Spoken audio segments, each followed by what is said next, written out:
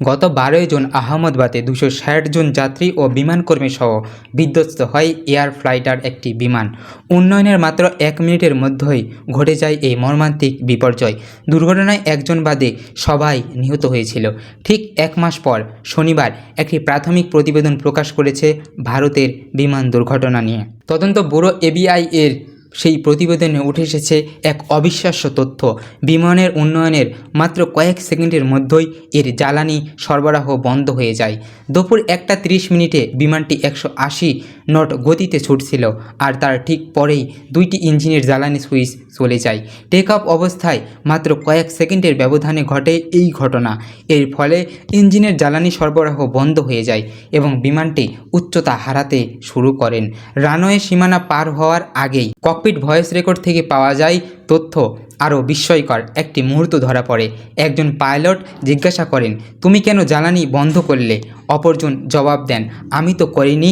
এই সংলাপ প্রশ্ন তোলে কিভাবে 2 ইঞ্জিনের জ্বালানি বন্ধ হলো। কে ছিলেন প্রধান পাইলট আর কে ছিলেন সহকারী সেটি এখনও পরিষ্কার হয়নি। বোয়িং 887 মডেলের জ্বালানি সুইচ থেকে 2টি পাইলটদের মাঝখানে থ্রটল লিভারের পিছনে এগুলো এমনভাবে ডিজাইন করা যায় যে ভুলবশত বন্ধ করা প্রায়ই অসম্ভব। সুইচ বন্ধ করতে হলে প্রথমে উপরে টেনে তারপর নিচে চাপ দিতে হয়, তাও আবার ধাতব সুরক্ষা কাঠামোর ভিতর দিয়ে। নিরাপত্তা বিশেষজ্ঞরা বলছেন এই ধরনের ভুল একবারেই অকল্পনীয়। তাহলে কিভাবে হলো? তদন্তে এখন পর্যন্ত 3টি সম্ভাবনার কথা বলা হয়েছে। প্রথমটি, কেউ ইচ্ছাকৃতভাবে সুইচ বন্ধ করেছেন, কিন্তু তেমন কোনো প্রমাণ পাওয়া যায়নি। দ্বিতীয়ত, অসাবধানতায় কিছুটা হলে কিভাবে এই সঙ্গে সুইচ বন্ধ হলো। তৃতীয়টি, যান্ত্রিক ত্রুটি।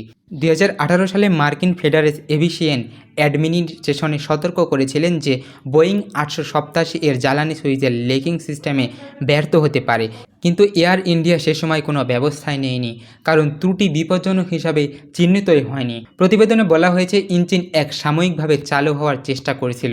ইঞ্জিন 2ও পুনরায় চালু হয়, কিন্তু কিছু সময়ের জন্য। কিন্তু গতি ও উচ্চতা হারানোর কারণে কোনোভাবে নিয়ন্ত্রণ ফিরে পায়নি সেই ইঞ্জিনটি।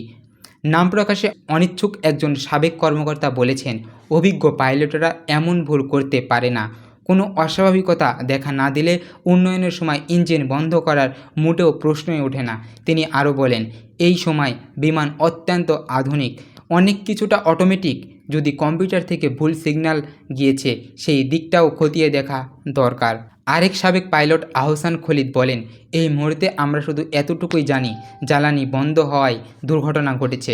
পাইলটরা জানতেন না কিভাবে এমন হলো, তাই এখন তাদের দোষারোপ করা মোটেও উচিত হবে না।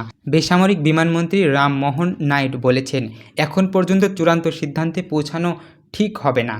এয়ার ইন্ডিয়া জানিয়েছে তারা তদন্তে পূর্ণ সহযোগিতা করেছে এবং চূড়ান্ত প্রতিবেদনের আলোকে ব্যবস্থা নেওয়া হবে।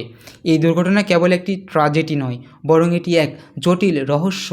অত্যাধুনিক বোয়িং 787 কীভাবে এমন ভয়াবহ পরিণতির শিকার হলো, এই প্রশ্নগুলো আমাদের অজানাই থেকে যাবে যতক্ষণ না পর্যন্ত ব্ল্যাক বক্সের পুরনো তথ্য প্রকাশ পায়।